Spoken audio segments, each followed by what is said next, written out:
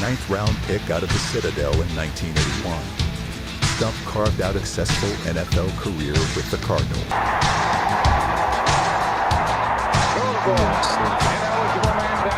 He's strong. He can move. He was agile. He can make guys miss. He had it all. He had everything in the game. In Cardinals franchise history, only Larry Fitzgerald has more all-purpose yards. He did it all, man. Welcome to another edition of Stump Talk Podcast, Running Back University, produced by Mr. Russell and Ro Goldstein, Russell Johnson and Ro Goldstein. Listen, we always like to start off the show by thanking the T County Browns backers. We really appreciate your support. We are riding with you as well. The Browns rolling in now at 1-5 after a loss at the Pittsburgh Steelers, 9-23. I want to start out, Coach, with some stats. We had Dylan Gabriel throw 29 of 52 for 221 yards and no touchdowns. If my math is right, he had more pass attempts than we ran the ball, right? In your mind, Coach Stump, when you think about a rookie quarterback fitting into a new system and all of what that is involved in transitioning from college to pros, do you feel like how normal is that for a rookie quarterback to be throwing more, right, than running the ball? Well, I think a lot of it has to do with the situation. They were behind, so they're in the fourth quarter. You definitely got to pass the ball to try to get back in the ball game. I think that has something to do with it.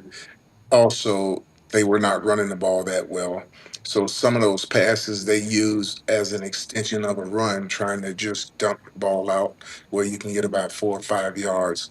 That's the intention. And now they go second down. It's a much more manageable down. So some of those throws that they threw was just an extension of being a run. And, I'm riding with you on that. That's my phrase for this week, as you can tell. At what point in the beginning of the game do you throw that flag in on the run game? What's the, share what the philosophy is on that when that white flag is thrown in and you shift more to a passing offense? Well, since Kevin been in Cleveland, other than the first year, most of the time there were going to be more passes than runs. I think he ran the ball the first year because he was still under the cuff or hand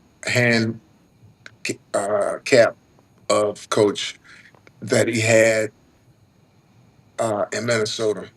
As who was he still heard him in his ear saying, you gotta run the ball. He was a defensive head coach. But after that, he became his own guy and he decided to throw the ball more. Also, analytics says, at least when I was there, I don't know if it's changed. If you don't average 6 yards a run, then you shouldn't run the ball. Which is totally nonsense when 10 yards is a first down. I really appreciate you mentioning his time at Minnesota because I want to really ask you this question. When you think about, as a coach or a fan, the game of football, the different conferences and divisions, is there any type of rule of thumb, right, in terms of what types of offensive schemes work best in either conference or within the divisions? Because if I could just add this, it just feels like there's no there's no thought to the history of the AFC North. What's worked, what hasn't worked, for whatever reason. So I want to go back and ask you this question. Are the offensive schemes just kind of like cookie cutter wherever the coaches come from or go to? They just take their system into that organization and there's an expectation that it works? Well, they try to do that, but the thing about good coaches is that they realize that players come before they do. Your playbook means absolutely nothing if you don't have the players that can perform. Until you can get those players, you need to make sure your system revolves around the talent of the offensive lineman on offense. On defense, you want to have some defensive linemen that can put pressure on the quarterback, and you need to have some guys that can cover. going into the draft, you would think that going into a draft. Well, it's obvious the Browns did not attack the draft knowing that every offensive lineman that they had on that team at some point was injured. So instead of replacing some offensive linemen, they get two backs after they had a back that averaged over 5 yards a carry last year. They thought he was the problem. So fascinating when I hear you speak to your expertise on this, because if you have analytics that suggest when you should abandon the run and go to the pass, it doesn't sound like the Browns use the common sense the good Lord gives each of us and recognizes just what you shared and drafts for the positional needs, right? Right. There was. I mean, you do not trade your pick to the Jaguars when you needed wide receivers and defensive backs, and you can get both of those in one guy in Travis Hunter. I mean, you just don't do that, but the Browns did it. Yep. There's not a game that Travis don't go that he don't have some stats. I looked at Miles. Miles had one sack. I mean, one tackle this past game. So did their number one draft pick. You just don't give up a player of Travis caliber to get a guy like that. Yeah, they got a good defense, but it does nothing for you offensively. This guy could help you defensively and could have helped them defensively and offensively. It so makes you wonder. And speaking of offensively, so Quinshon Judkins had 12 carries, 36 yards, zero touchdowns. It was a significant contrast to his previous games. What did you see was the difference? What did the Steelers defense do that resulted in him having pretty much no impact on the game? Well, they know they can't throw the ball. They don't throw the ball downfield a whole lot, so they they're gonna play the run more. They kind of like stack the box for the most part, and that's what they did. They were going to force them to beat them with the pass, and they didn't think. As a matter of fact, they know they don't have the offensive power to beat them. No one's afraid of their tight ends or wide receivers for the most part. They're going to catch some balls, but they're not going to put up enough points to beat them. Coach Stump, take us deeper. We get the concept of stacking the box, but math is math. You got 11 players on one side and 11 players on the other side. They stacked the box. What was it, even in that moment, that failed on the offensive side for the Browns? They had Fannin, what, 7 receptions, 81 yards? Could they have used him more? Judy, what did you see failed even in those situations where the Steelers stacked the box that we couldn't at least move the ball down the field with the short passes? Well, they moving some, but then they say in football you bend but you don't break. So they gave up some uh, yardage, but they weren't worrying about the Browns scoring. They already know what they're going to do offensively. They have corners, they have linebackers, they have to worry about so much. You got Alex Highsmith right there, and then you got Watt on the other side. Those guys, even when the Browns were at their best, it was always difficult against those guys. Now you got those offensive linemen that are a few years older, still have some injuries, don't move as well, and those guys still playing at a high level. Cam Hayward inside, you know, he's always been a monster when you're trying to run. So you're not going to get a whole lot of yards against those guys.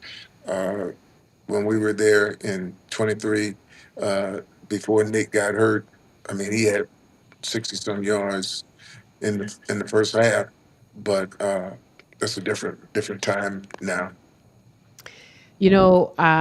What you said about the offensive line being injured, older, where does just that raw determination to dictate your will on an opponent come into play, even in that circumstance, Coach Stump? Well, Kevin don't know anything about that other than in the air. He's not a run guy. They're not going to be able to dominate anybody. But it's been a while since they had a running back to get at least 23 carries in a game. Uh, I mean, when I was there, we had Nick. Rarely did Nick get 20 carries. That just didn't happen. And if he did get those carries, most of them was in the fourth quarter. If we was winning a ball game, and we didn't want to put it in the air. But running the ball has never been a major priority for Kevin. I mean, third and one or fourth and one, he's going to go quarterback sneak. You count that as a run, and may not have but 20 runs, and a couple of them, especially when he had Jacoby, were going to be quarterback sneaks. Appreciate that. Listen, speaking of dominating and the run, we're going to transition over to the running back spotlight of the week. Greg Yeager III from Akron, St. V, St. Mary, ninth grader. Check this out.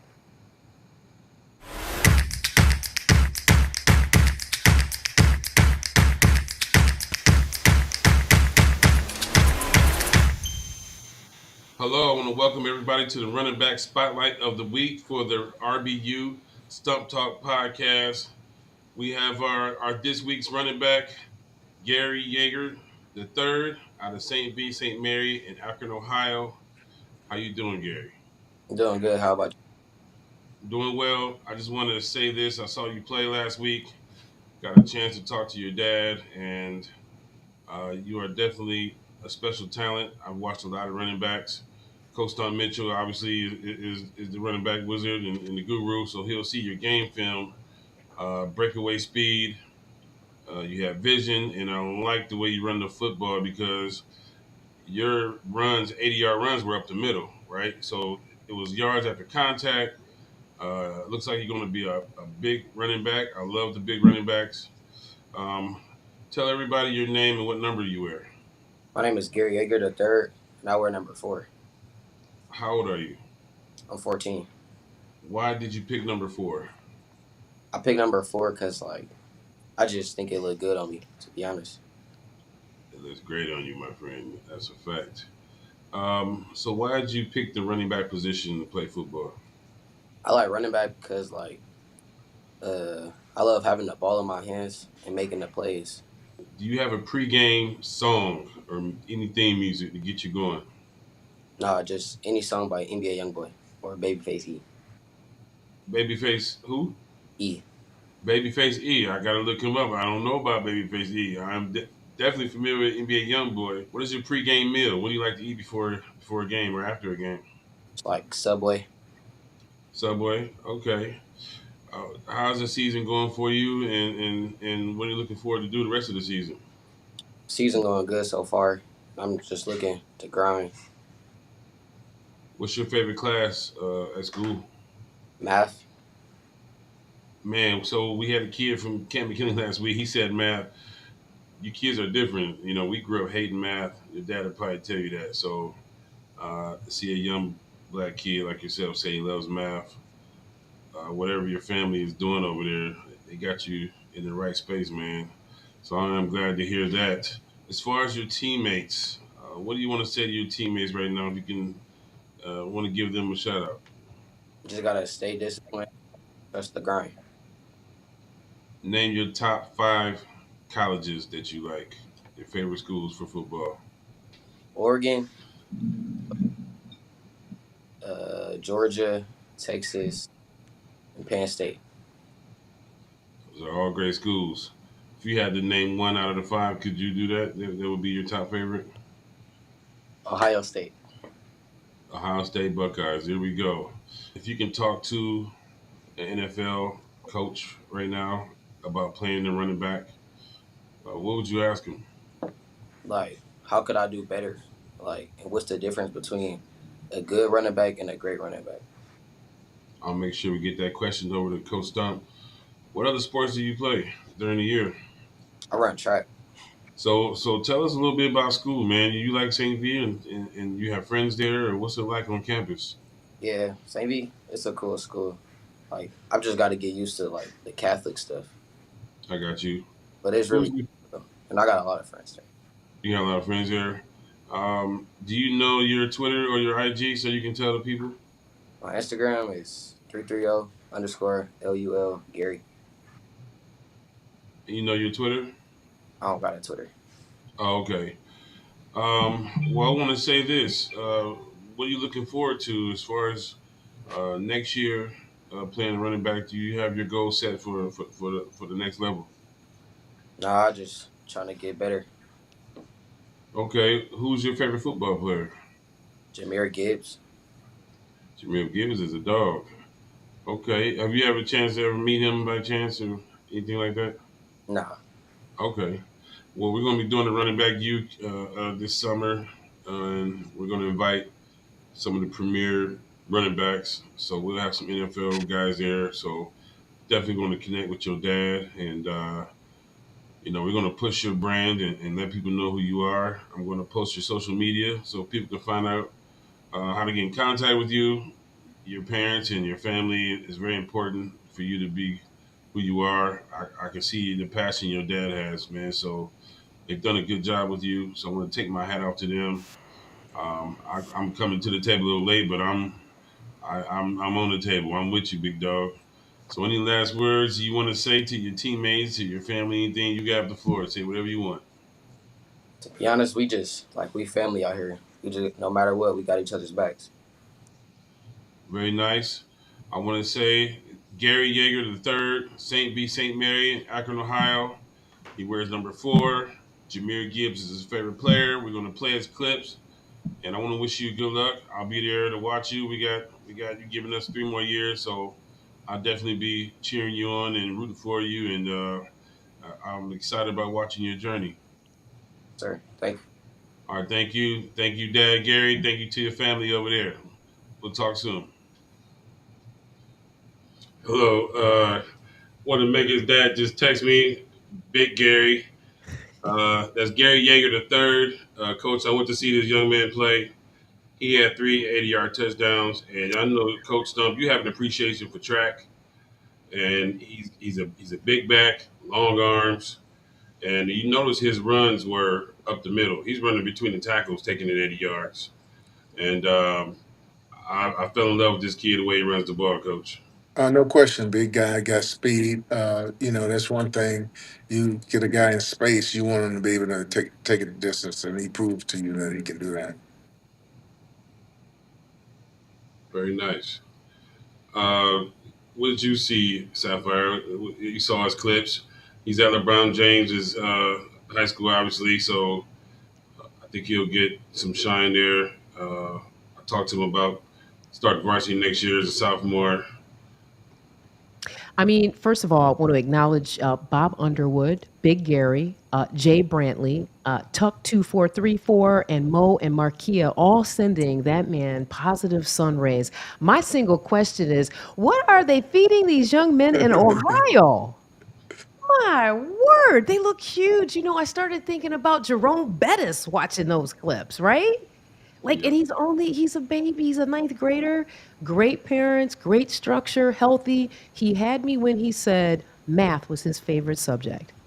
yes, sir. We love to hear that. Well, Uh, those guys now, they have nutrition bars, they have Under Armour, and a whole lot of other things that they didn't have back in the day.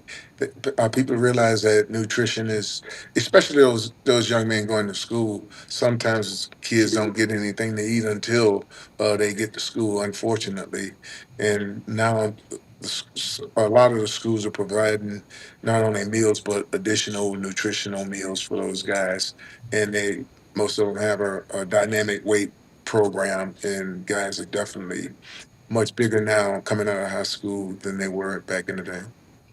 Yes, they certainly are. And it sounds like Aaron Rodgers is on that same dynamic plan because at 41, almost 42 years old, gentlemen, 2 touchdowns, leading the Steelers to the victory over the Browns. And now 4-1. Wanted to, as we close, we touch third base and head home. Coach Stump, We got the news recently, in the last 24 hours, that the Titans have made a change in their head coach, Brian Callahan, also his father, Bill. Please, at 419, they made that decision to pull the trigger, barely into his second year. Share your observations on that, what you think the future may be for both of them, and real quick, compare and contrast their decision to accept reality, move on, compared to the Cleveland Browns, which we still have Coach Stefanski. Well, I don't think they were really given a fair opportunity for the simple fact since they've been there, they've changed quarterbacks a couple different times, and they also changed general managers. So they never really had an opportunity to work together. Uh, the quarterback that they had the first year, he won more games for the other team than he did for for Tennessee. Uh, so it's unfortunate because they're great.